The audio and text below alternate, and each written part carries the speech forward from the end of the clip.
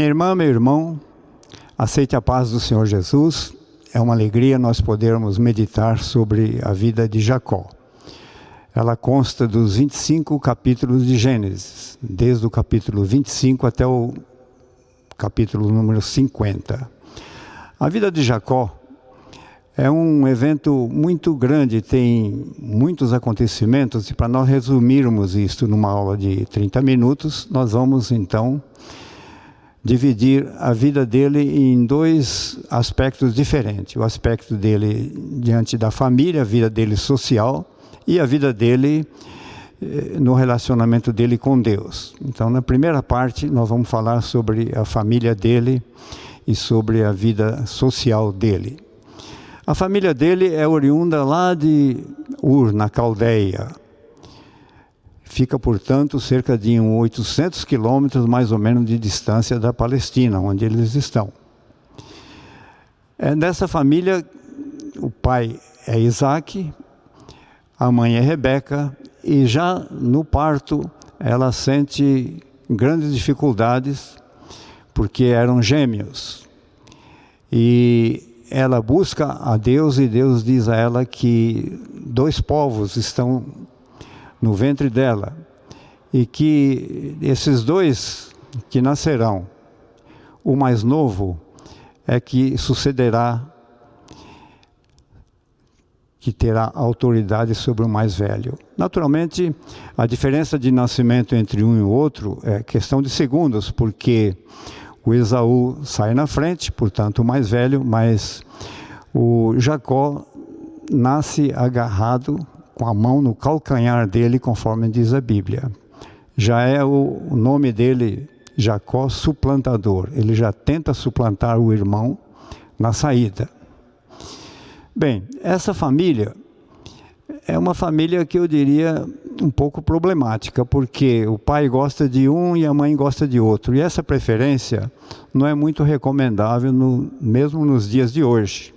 Entre nós, os pais devemos tratar os filhos todos iguais. Mas Rebeca gosta mais de Jacó. E Isaac gosta mais de Esaú.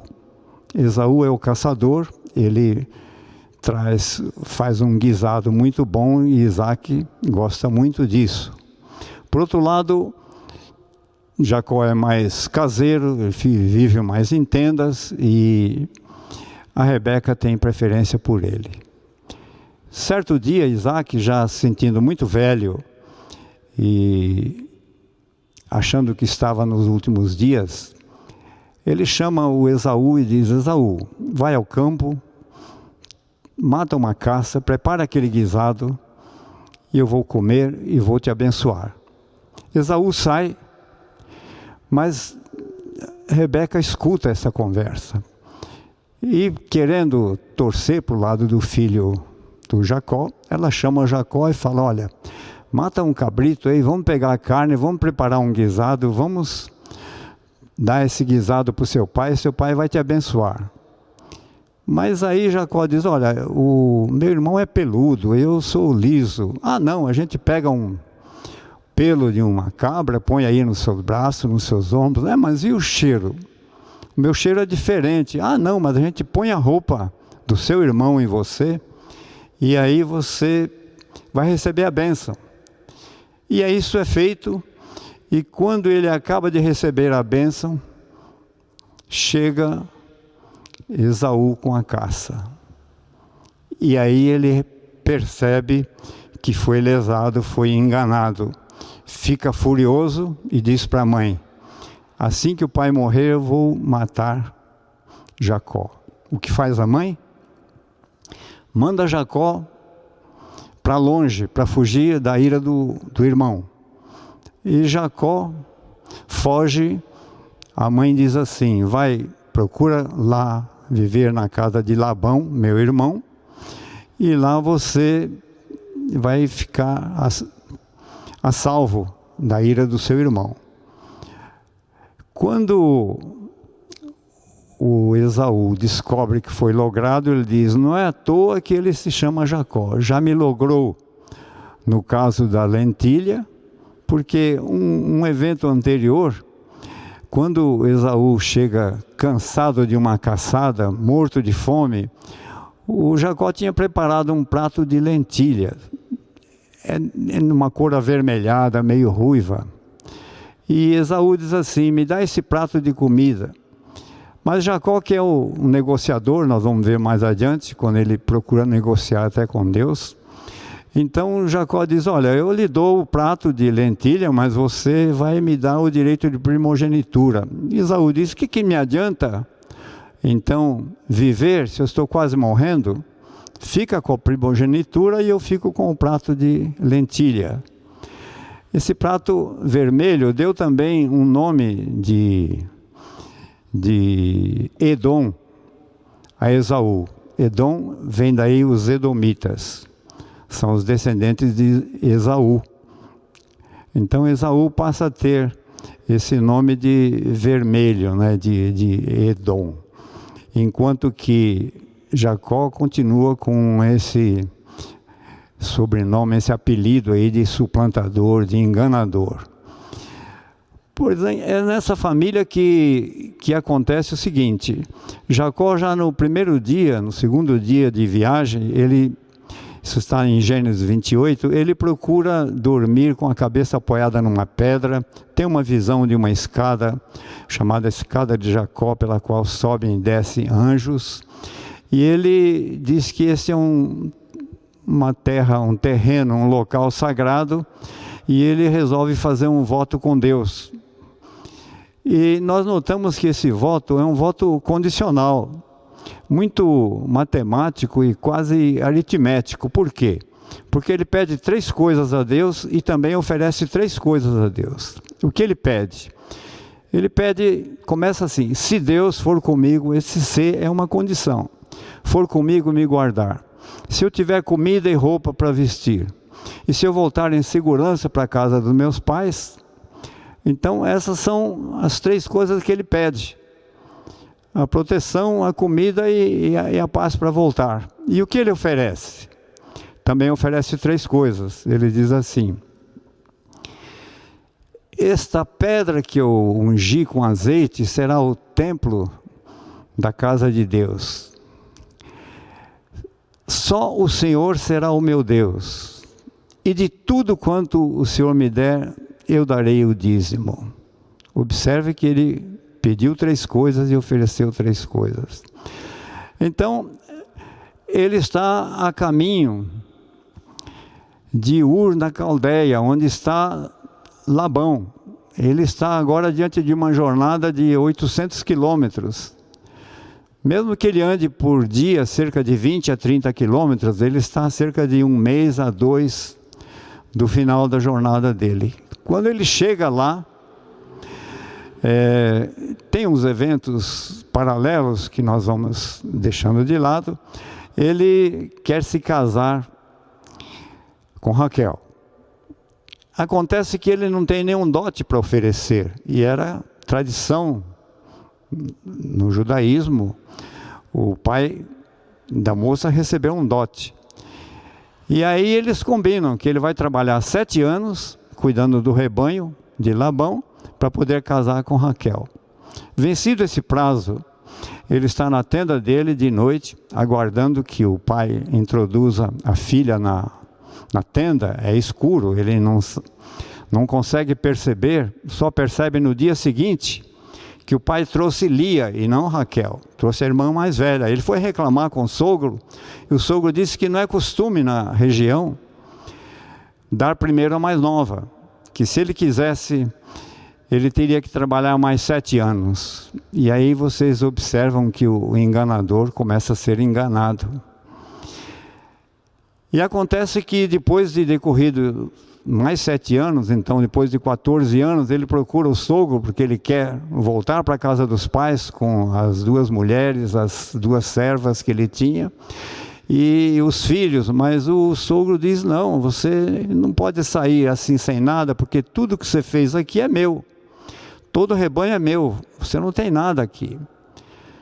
Mas se você trabalhar mais 7 anos, escolhendo agora que você vai ficar só com os salpicados e os pretos e os malhados, o restante do rebanho é meu.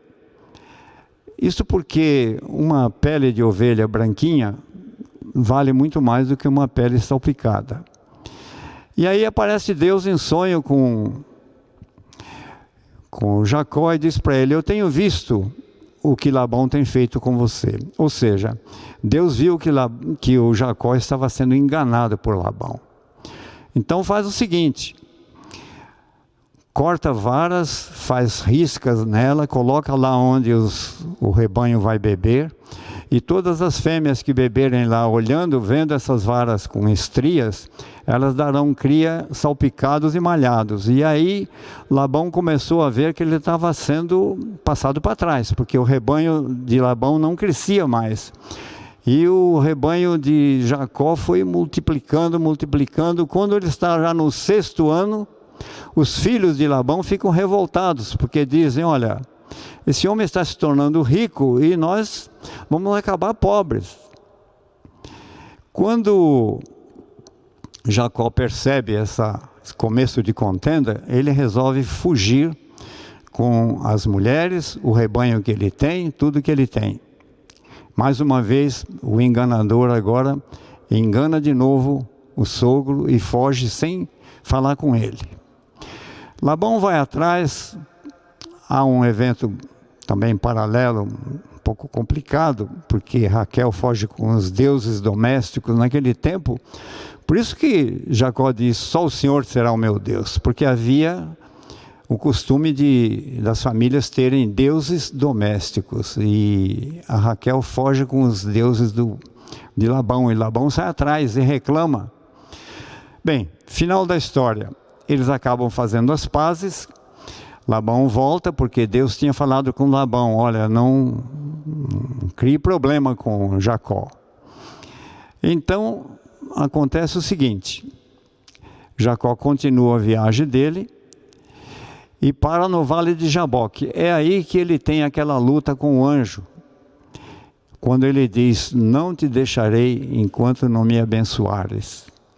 E aí ele recebe a bênção de Deus e o anjo o deixa, mas ele está preocupado com o irmão, que vem vindo ao encontro dele. Ele manda gente na frente e o pessoal volta dizendo: olha, o seu irmão vem vindo aí com 400 homens. Ele fica amedrontado, mas acaba por fazer a paz com o irmão, que também é bastante rico, ele também é rico, dá presentes para o irmão, faz as pazes, o irmão segue o rumo dele, e Jacó vai voltando agora em direção a Betel, em direção à terra dele, a Palestina. Bom, então agora vamos ver quantas vezes Jacó foi enganado. Até aqui, ele foi enganado 2 vezes. Ele foi enganado no casamento e foi enganado no trabalho, porque ele chega a dizer para o Labão: por mais de 10 vezes você alterou o meu salário. Ou seja, cada vez que Labão mudava o trato, Deus era com Jacó. Continuando então, há uma terceira vez que Jacó é enganado. Essa terceira vez está já mais adiante. Está na história dos filhos de Jacó, quando José tinha sonhos, e nesses sonhos a interpretação dizia que a família iria depender de José, ia se inclinar diante de José. E os irmãos enciumados vendem José para uma caravana. Essa caravana vende José para Potifar, que é o comandante da guarda de Faraó, e José prospera lá tremendamente. E como havia um sofrimento muito grande por falta de alimentação na região onde estava Jacó com os 11 filhos, e ele manda os filhos comprarem alimentos no Egito. José percebe, descobre isso e acaba trazendo toda a família dele de lá da Palestina para o Egito. O Jacó vem com os 11 filhos, se estabelece lá no Egito e lá eles se tornam uma grande multidão. E aí nesse momento que a gente observa o que acontece na vida de Jacó. Ele está muito bem lá no Egito, José também está bem, mas chega um momento em que ele falece. Tanto Jacó falece como José falece, isso no capítulo 50, 49 e 50 de Gênesis. E o que acontece quando a gente observa na Bíblia, a gente observa o seguinte: é nosso costume ver pessoas bem-sucedidas e a gente pensa que essas pessoas são justas, são corretas, são bem-sucedidas. Mas acontece o inverso, a gente vê muita gente, muita pessoa promíscua, muita pessoa desonesta progredir, prosperar e morrer no meio de muita riqueza. E na Bíblia não é bem assim que acontece. Na Bíblia, Deus tem o propósito dele, e o propósito dele na vida de cada pessoa é um pouco diferente. Então nós vamos ver alguns textos onde vamos lembrando assim por altos. Por exemplo, Moisés assassinou um egípcio e Deus usa Moisés para liderar o povo saindo do Egito de volta para Canaã. A gente vê também o caso de Saulo, por exemplo, em Atos dos Apóstolos. Ele é testemunha do apedrejamento de Estevão e Jesus aparece para ele e ele acaba se tornando Paulo e uma grande figura no Novo Testamento, no cristianismo, até o dia de hoje. E a Bíblia adverte o seguinte, em Gálatas 6, versículo 7, que de Deus não se zomba, aquilo que o homem semeia, isso colhe. Então a gente vê na vida de Jacó que acontece isso. Ele muitas vezes enganou e muitas vezes ele foi enganado. E esse último engano de Jacó, quando Jacó acha que José está morto, isso não é verdade, porque é a última vez que Jacó é enganado pelos 11 filhos, né? Bom, essa é a parte, vamos dizer assim, social, a parte da vida prática, real de Jacó. Já na vida espiritual dele, no relacionamento dele com Deus, o que nós vemos?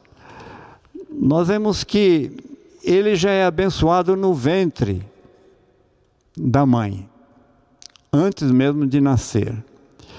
Depois, o que acontece com ele na vida espiritual? Ele tem recebido muitas e muitas bênçãos de Deus. Mas eu gostaria de lembrar aqui 2 textos muito curiosos. Um texto escrito pelo autor de um atlas bíblico, o nome dele é Giacomo Perego. Ele diz o seguinte: na história de Esaú e de Jacó, ficamos desconcertados, sabendo como o segundo, apesar de suas mentiras numerosas, recebe sempre as bênçãos de Deus. Mais adiante ele afirma: no fundo, qual a grande vantagem de Jacó com relação a Esaú? O narrador nada diz, ele apenas nos mostra como Deus, de acordo com os seus planos, permanece escondidos para os diversos interessados. Penetra numa família e age imperturbável em sua escolha. Calvino também aborda essa questão de Esaú e Jacó, mas ele se baseia no texto de Paulo aos Romanos, no capítulo 9, no versículo 11, ele diz o seguinte: a diferença entre os 2 irmãos não depende em nenhum aspecto de suas obras. mas da pura e simples vocação de Deus. Sim, porquanto Deus determinou o que iria fazer antes de eles terem nascido. Isso trata-se da predestinação, da presciência de Deus, dos planos de Deus, não só na vida de Jacó, mas também na nossa vida, na sua vida e na minha vida. O propósito de Deus sempre está cumprindo, independentemente de qualquer coisa que venhamos a fazer. Então vamos ver agora o que acontece com as bênçãos que Jacó recebe. Na verdade, são 10 eventos diferentes e eu vou relatar um por um esses eventos. Primeiro, a primeira manifestação está em Gênesis 25, 23. O mais velho servirá o mais moço. Quando nasceram os gêmeos, o primeiro, o mais velho, é Esaú. O mais moço, o que veio segurando o calcanhar de Esaú, é Jacó. Este é quem receberá a bênção de Isaac. Isso está em Gênesis 27, 27 a 29. O segundo evento, a promessa de Deus a Jacó está em Gênesis 28, 13 a 15. Em ti e na tua descendência serão abençoadas todas as famílias da terra. Isso está no versículo 14, na parte B. Terceiro evento.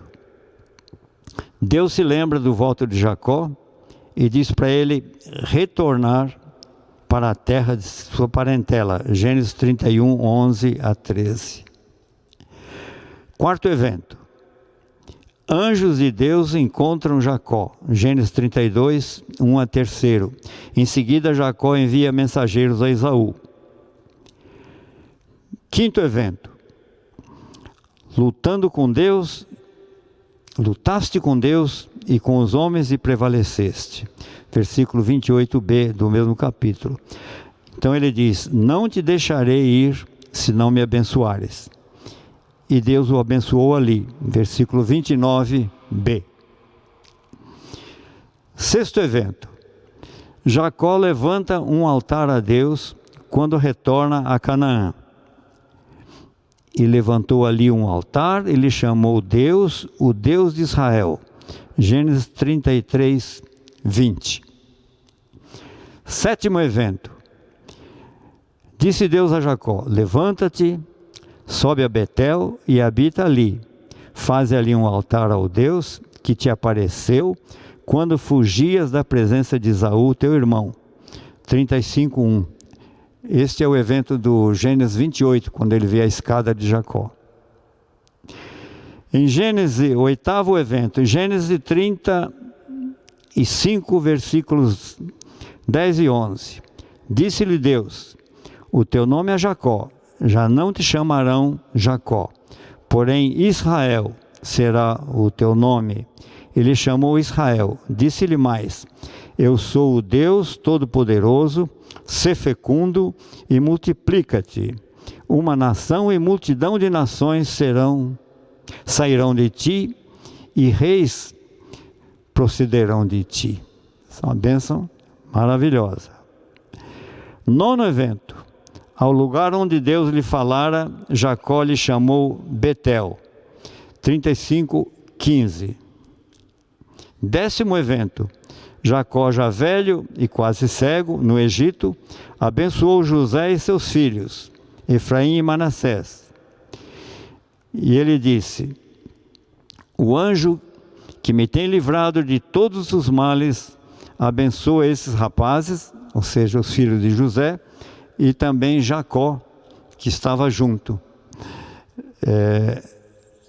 É assim que eles são abençoados. Conclusão. A vida de Jacó, relatado nesses 25 capítulos, E a nossa maneira de pensar sobre essa questão de justificação, que eu já mencionei, eu quero mencionar ainda mais um fato curioso. Esse fato está em Juízes, no capítulo 6, no versículo 22. Quando nós já ouvimos falar a respeito de Raabe. Raabe é uma prostituta. E essa prostituta, ela casou com um príncipe chamado Salmão. E desse príncipe de Judá é que vem a descendência de Davi e de Jesus. Observe bem, Deus usa uma prostituta que se casa com um príncipe de Judá, e daí vem a descendência de Davi e de Jesus. Isso está no capítulo 1 de Mateus, no versículo 5. Bem, agora nós ficamos assim intrigados. Por que Deus falou com Rebeca, falou com Abraão, falou quantas vezes com Jacó e com tantos outros, com Salomão, com Davi e com tantos profetas? E Deus não fala mais conosco? Minha irmã, meu irmão, Deus continua a falar conosco, sim. Ele fala por meio da sua palavra, que é a Bíblia. E é esta palavra que nos orienta no nosso dia a dia. E é essa palavra que precisamos consultar todos os dias, tanto de dia quanto de noite, em qualquer hora. Consultar, ler e pedir a sua orientação. Essa é a palavra de Deus. É Deus falando conosco, falando com você, falando comigo. E é assim que nós devemos caminhar, seguindo, então, e entendendo melhor que o propósito de Deus não combina nem um pouquinho com aquilo que nós imaginamos, mas que a soberania dele é que prevalece. E por essa razão é que muitas vezes nós oramos dizendo que seja da tua vontade. Isso está também na oração do Pai Nosso. E que Deus nos abençoe, que Deus nos abençoe grandemente, a você, minha irmã, você, meu irmão, e que nós continuemos a consultar a palavra de Deus, porque Ele continua a falar e continuará falando conosco hoje e sempre. Amém.